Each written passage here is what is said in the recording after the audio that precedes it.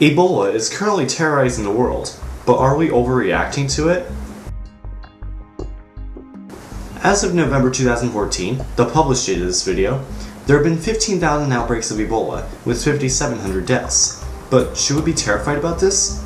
Well, yes, but we should probably tone it down nearly, just a little bit. 5,700 people is a lot, but being something that began almost a year ago, it's not really spreading that fast. 5,700 isn't even 1/10,000th of 1% of the world's population. There have been recorded cases in Liberia, Sierra Leone, Guinea, Nigeria, Mali, the United States, Senegal, and Spain. Out of these, the outbreak has actually ended in Nigeria and Senegal.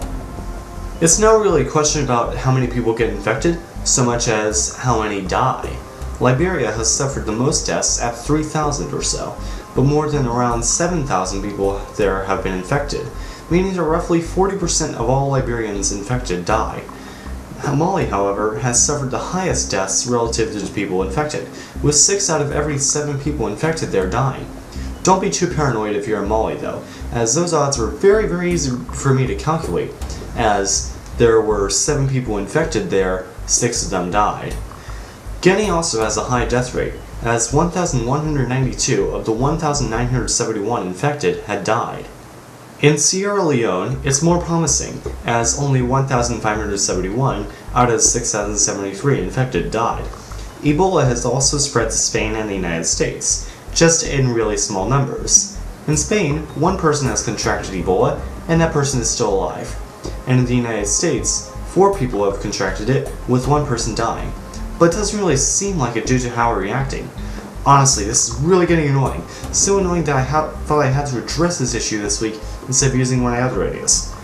Sorry, my point is, please stop worrying this much about Ebola. 5,700 people in 11 months? That's literally nothing compared to some other issues. Malaria kills a much larger number every day. Kills 1 child every 30 seconds or so. So, should we be worrying about Ebola? Well, I'm not saying we shouldn't worry about it, we definitely should be, but not nearly this much. It's good that we are worried about it though, as it helps raise awareness for the Ebola sufferers in West Africa, where treatment isn't as available and not as effective. The Doctors Without Borders organization is helping greatly with the issue, and, with time, it will soon fall, probably in a year or 2.